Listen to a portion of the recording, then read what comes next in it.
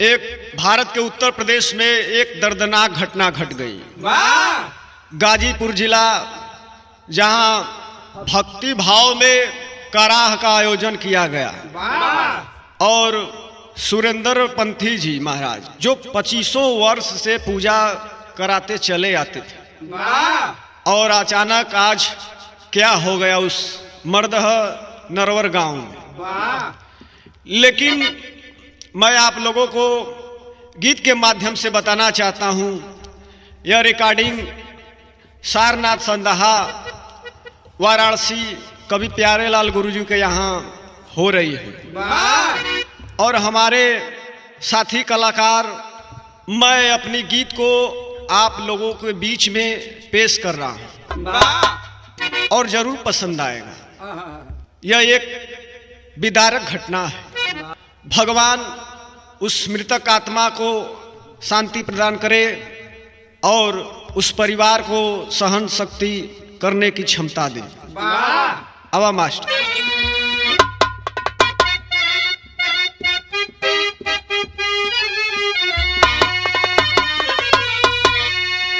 होले समय बड़ी बलवान, ना ही समझ सके इंसान, खेला तरह तरह के खेल भगवान।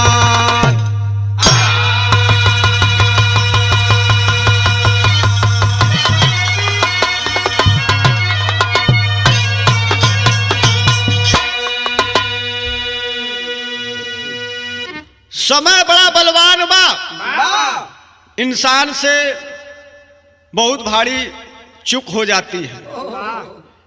इंसान को नहीं परख पाता, लेकिन राम आशीष यादव यही कहता है, किसी से डरो या मत डरो, लेकिन समय से जरूर डरो।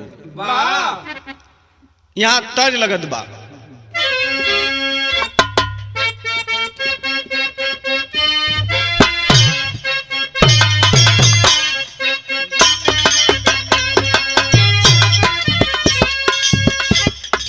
अब ही उमरिया के बारी हो, अरे बारी हो, पियवा मांगे लगावा नावा।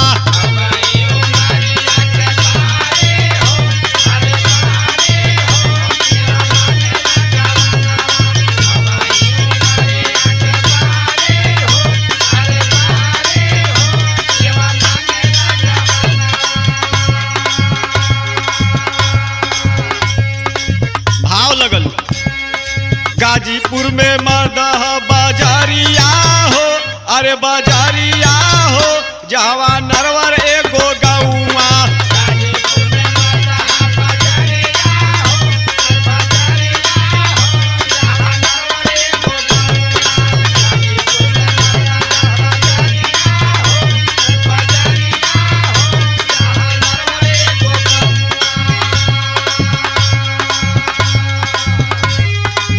हवा से आइल बा खबरिया हो, जावा नरवर एगो गौआ।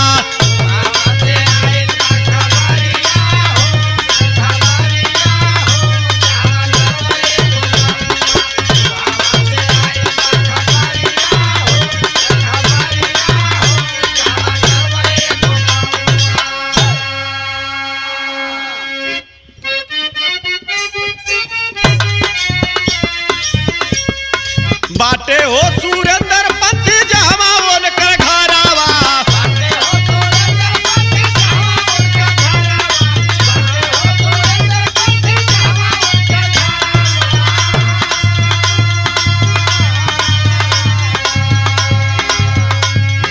बहुते नु बड़ा बाटे उनकर परिवारवा।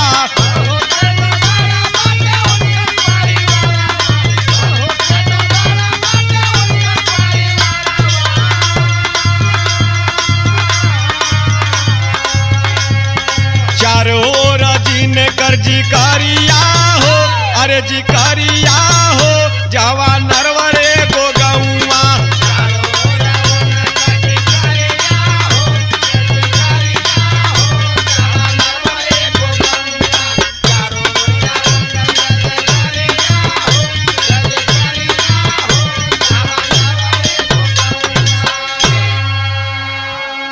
सुरेंद्र पंथी जी महाराज 2530 वर्ष से पूजा करते चले आ रहे हैं और उनको सारा जमाना जानता है, लेकिन यहाँ गीत लगत हो।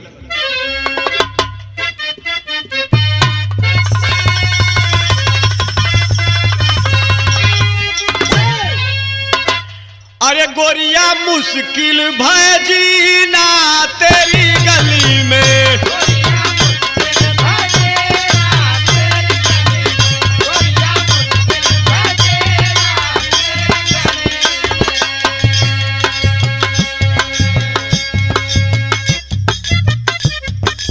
भाव लगल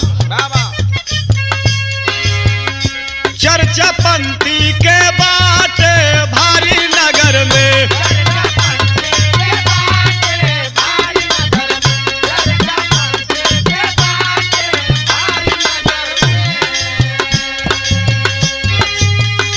चर्चा पंथी के बाटे भारी नगर, भारी नगर, भारी नगर में, जिनके पूज नर नारी भारी नगर में,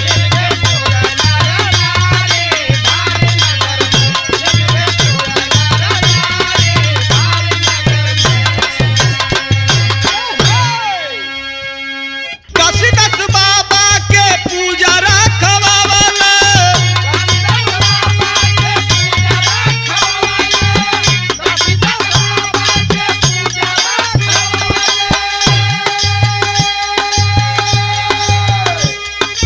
हित मीत संग साथी सबके बोलावल,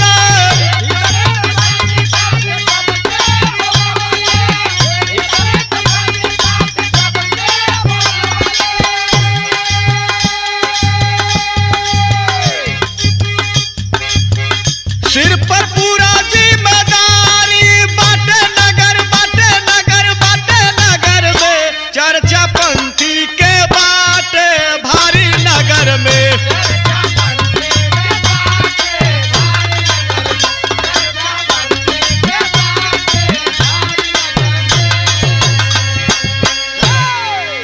ए बाबू वही समय हित मीत जितना भी लोग गांव का रहलन, बहुत भारी जनसंख्या भीड़ जुटी है वहां पर नरहर गांव में। काशीदास बाबा का पूजा देखने के लिए लोग हर्षोल्लास से प्रभावित हो चुके थे और जाने के लिए व्याकुल हो रहे हैं कि चलो आज हम लोग काशीदास बाबा का पूजा देखेंगे। लेकिन यहाँ गीत लगल है, गीत से बढ़िया हमरे यहाँ बिरहा का भाव लगल।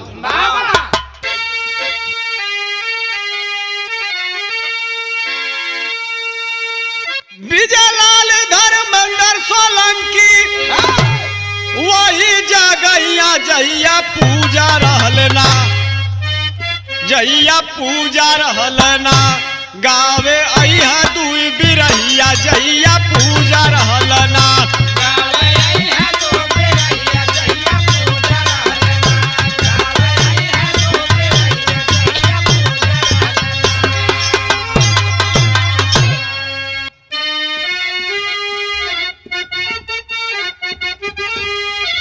इक्कीस मई के जब सुबह का समैया,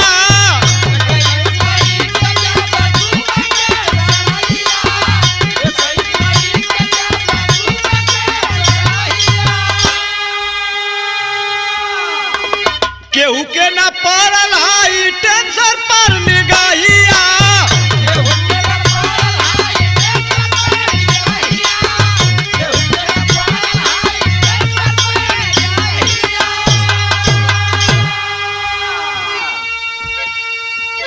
जहिया पूजा रहल लिखल रहल तबहिया, जहिया पूजा रहल ना, जहिया पूजा रहल ना, गावे अइहा दुई बिरहिया जहिया पूजा रहल ना,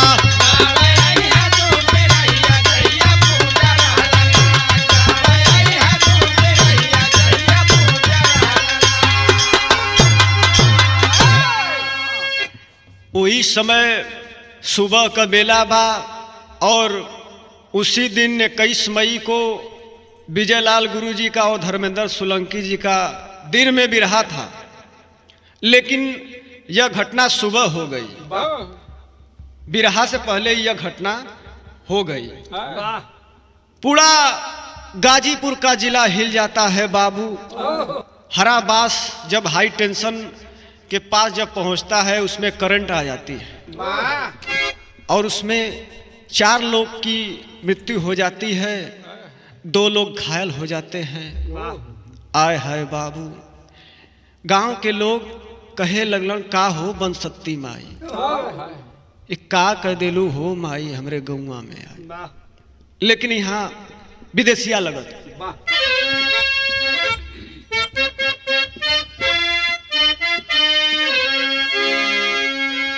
हाई टेंशन तारा से जब बसावा छुआई गईल, उतरल करंट झटका लागल ते ही छानावा।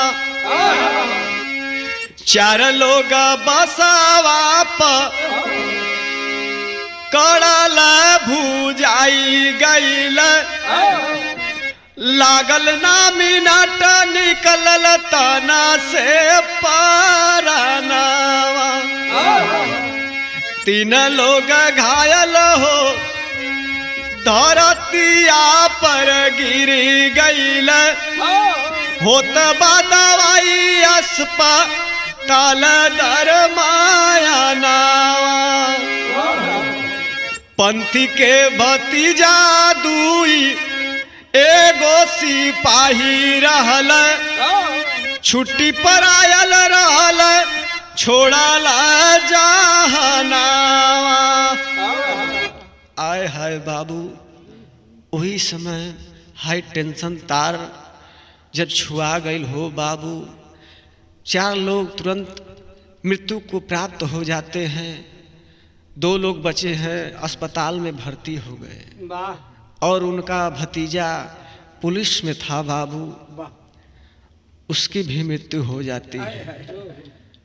और एक छोटे लाल भैया थे जो समाज का सेवा करते थे। बताइए उनका क्या गलती थी?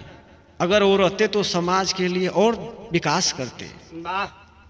बाहो बाबू, सुने वाला बिरहा लोग बाबू, आगे होत का बाबू।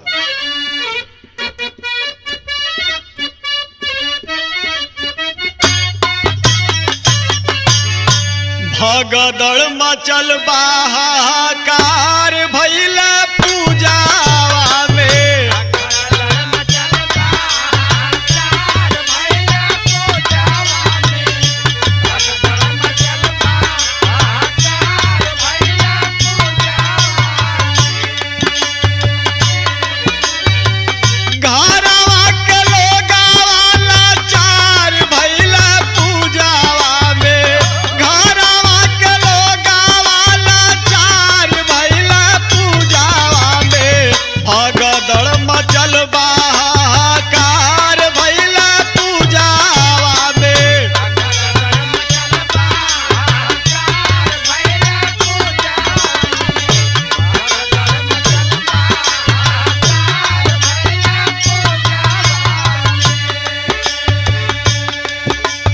भगदड़ एक ही गाँवा से उठल 4 गो लाशिया।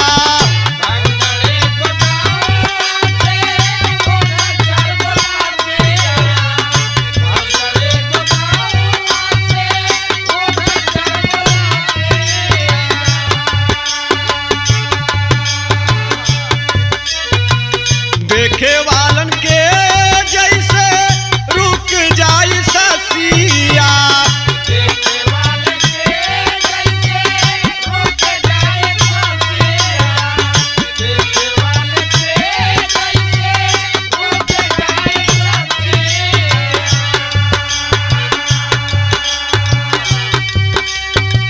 कितने जन के घर आवाया नार भइल पूजावा में, भगदड़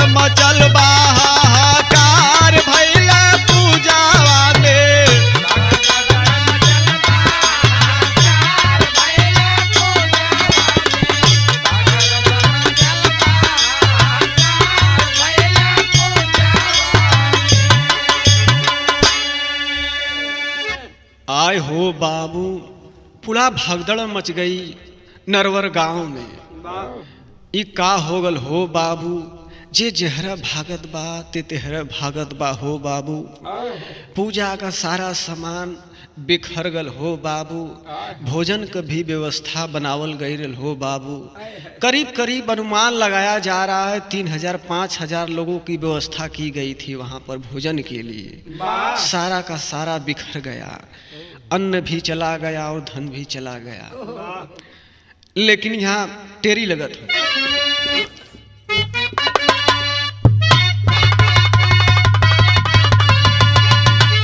अरे मौतिया जे कर धोखे से भइल, रोवा बाप मतारी पीटी पीटी छतिया।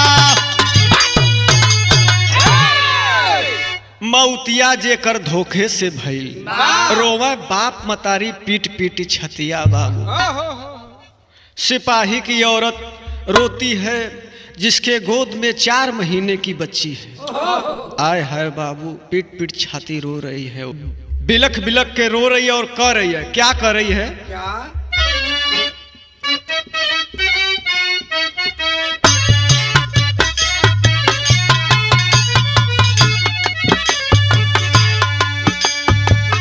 कहवा हम जाई लेके टुअरी बिटियावा के, चल गईला हमसे सैया दूरा हो।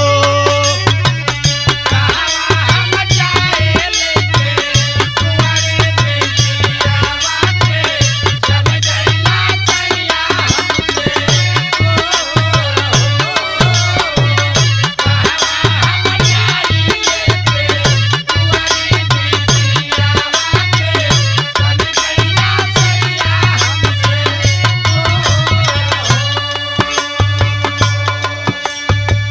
अम्मा बाबा के रहला तो हई सहारावा हो।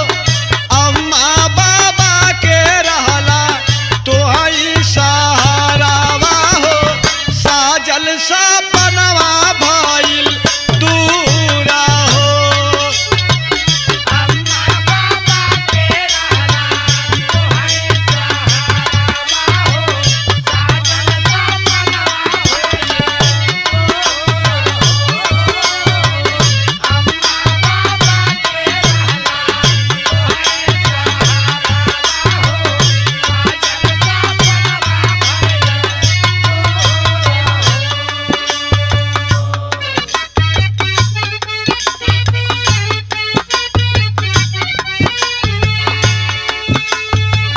दुइया को भाई रहला, दुनो जन चल गईला। काया विधाता कवन आज तू खेला गईला हो।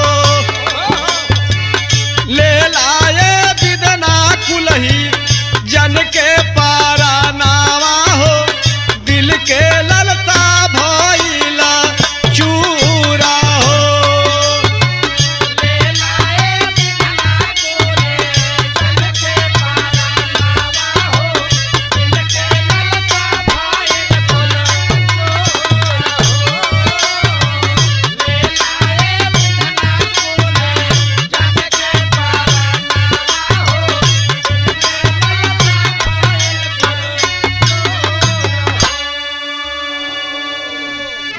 आय हो बाबू, पूरा गाजीपुर में मातम सा छा गया। 2 लाल उस घर में थे, दोनों ही मर गए बाबू। आय हाय बाबू, मतरिया रोवत हैं छाती पीट पीट के कि हाय लाल, हमरे घरवा के अजोर करी ये बेटा। आय हाय बाबू, कोई का बेटवा ओरागल, कोई अनाथ हो गल। चारों तरफ गांव में खलबली मचल बा। तब यहाँ पहपट लगत।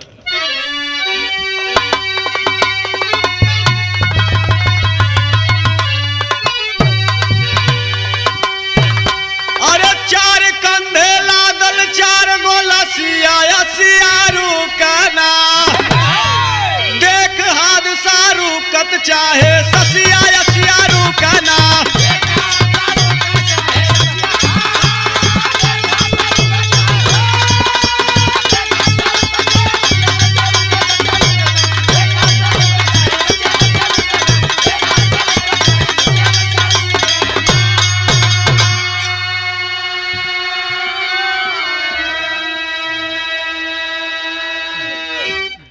मूछा खा के बाप मतारी बिलखरा तो दिलावा हो जेकरे घर के बूझल बाटे भैया आज दिया नावा हो जेकर मिटाई सगरो भूख पियासिया ससियारू कहना पूरे क्षेत्र में छवले बाबू दसिया ससियारू कहना।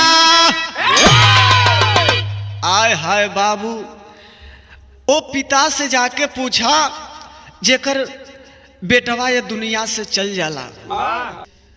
आय हाय रे बेटा एक बार खोल देता नजरिया देख ले हो बेटा। आय हाय बाबू पूरा गांव एकदम व्याकुल हो गल कि आज हमारे गांव में का हो गल। इतना पंथी बाबा पूजा पाठ करत रहन कोई सहारा ना भयल। आय हाय बाबू लेकिन यहाँ आल्हा लगत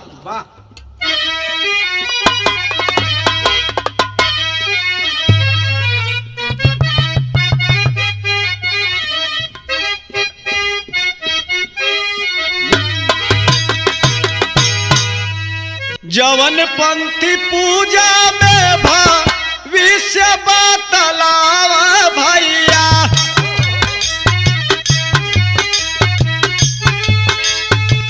समय के आगे कुछ पावला ना जा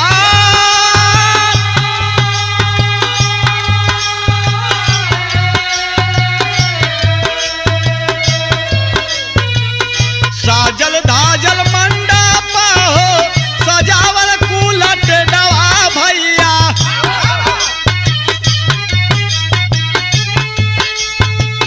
बिखरल बसाजल कुल पूजा के सामान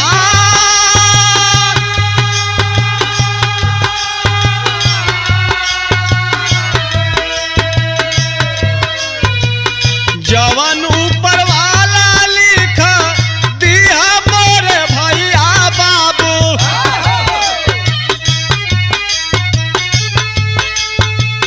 डरल नटारी कबो विधि का विधान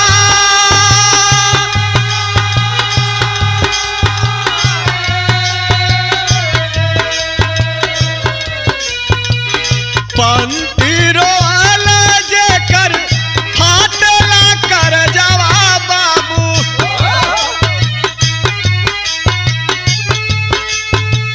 हमरे संग आ जई का कैला भगवान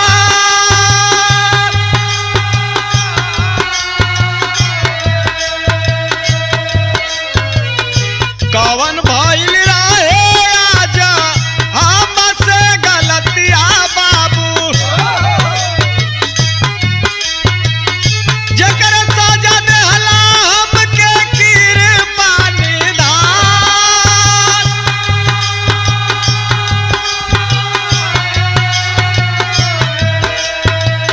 काहे नाही लेहला हमारो परनवा बाबू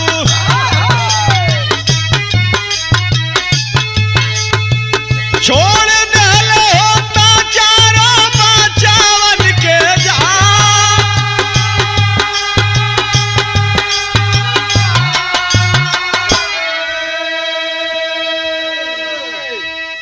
आय हो बाबू सुरेंद्र पंथी रोवे लगलन जमीन पर गिर गिलन हो बाबू बाप मतारी रोवत रोवत मूर्छित होके गिर गइलन जमीन पर।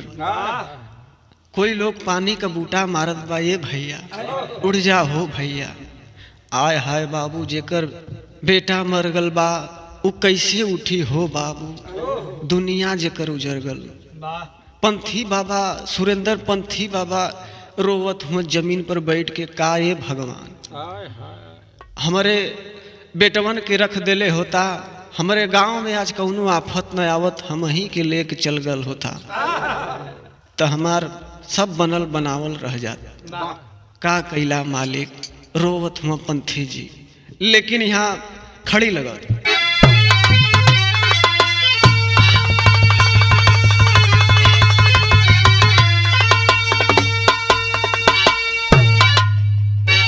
डूबल नैया जकरा से किनारा छूट गइल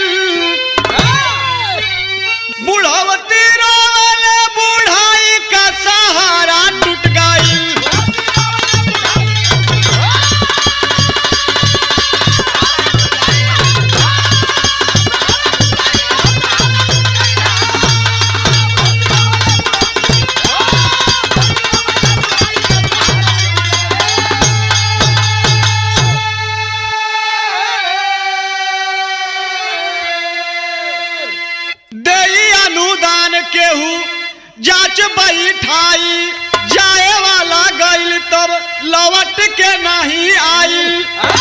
हंसत खेलत धरती से सितारा उठ गइल, बुढ़ावती रोले बुढ़ाई का सहारा टूट गई।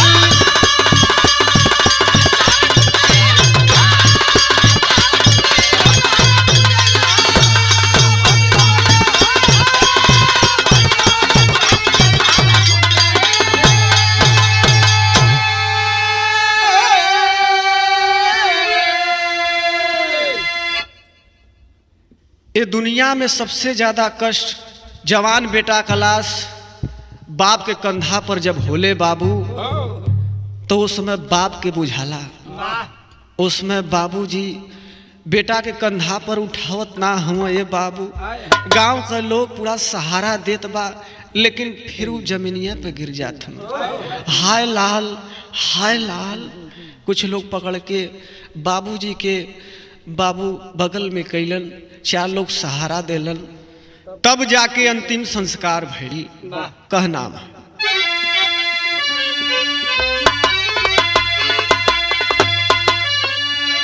गुरु बिहारी गुरु गणेश को रामलाल गमगीन, स्वर्ग चंद्रिका कवि ये गयल सितारा छीन। मऊतिया जेकर धोखे से भइल, राम शिष प्यारे लाल ना आवे मुँह से बतिया।